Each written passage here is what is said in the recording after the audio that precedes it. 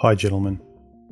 Briefholt's law has been talked about many times, and I'm not going to recite the regular talking points, but rather I want to talk about what I noticed as a blind spot that most men don't connect with and don't realize. Now, just to refresh our memories about Briefholt's law, it states that, quote, "The female, not the male, determines all the conditions of the animal family. Where the female can derive no benefit from association with the male, no such association takes place," unquote. So you see, the reveal of Briefholt's law for most guys is that we're not in fact in charge. Even though we're supposed to be responsible for everything, she is. And most men think, aha, I see your game now, sweetheart. You think I don't know what game you're playing? I've got my eye on you. And that's where it stops. Men lock into that first half of the statement, and they see the second half as a kind of trailing off of the statement. But the second half is what men don't want to face, unfortunately. And what brought it into clear focus for me, and why I decided to make this video to really highlight the second part of Briefholt's statement, is Colttaine made a recent video where 3/4 of the way through he described how himself, and I noticed myself, and a great many men I'd suspect, occupy a top percentile of objective attractiveness, on paper, that women would like in a man. Things like owning a house, owning a car, being tall, being stable and secure, having no debt, no child support, no children from a previous relationship, no baggage, being free and clear ostensibly, having a sense of humor, having many hobbies and interests, being intelligent, having something to talk about, not being ugly, dressing well, and basically having no real downsides and a majority of very significant upsides. Now, why I mention Colttaine's video and what made me reflect on Briefholt's law in relation to all these qualities an ostensibly great guy would have on paper. Here's the reveal. It doesn't matter how much of these qualities you have as a man, how perfect you are, if she doesn't benefit from it. I'll say that again. If she doesn't get it from you, not share, but get it, benefit, no association takes place. This is the powerless reveal of Briefholt's law that I think many guys miss. Sure, you can be a great guy, but for most women, they want to take it from you. They want to benefit. It's what a lot of the cliched, "where is this relationship going" quote comes from when women speak it. Am I getting any more of this in the future? Is it going to vertically increase? Are the benefits going to increase? What more are you going to give me?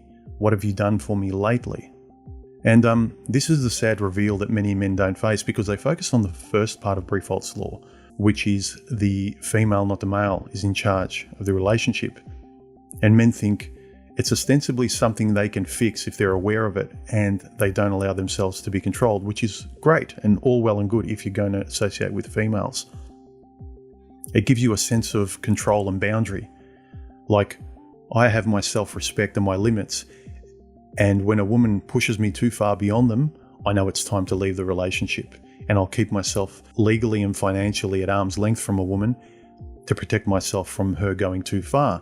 But the second half, I think men don't face, because it's the heartbreaking part.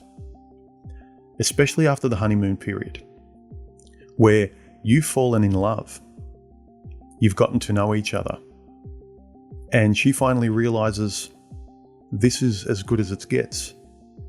Now, humans not going to get married.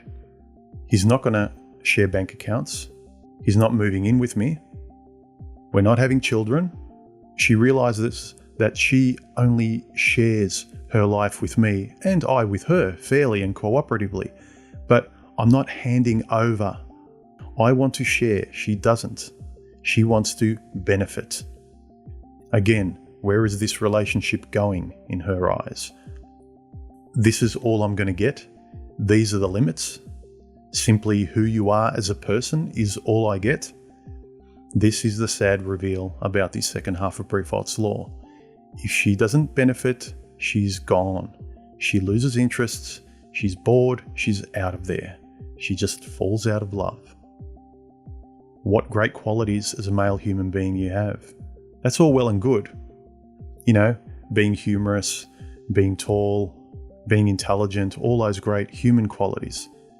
But the other things, like having a home, having a car, having financial stability, no baggage that you need to pay to an ex, they factor in more. And if more of those material qualities can be directed to her to give her more financial and structural security, all the better. Because there's nothing she can take in any real sense away from how tall you are, how funny or intelligent you are. That's sort of in you. But the other things she wants. Unfortunately, women are designed to receive and men are designed to give. And it's not just physically, it's psychologically too, and biologically, unfortunately, gentlemen.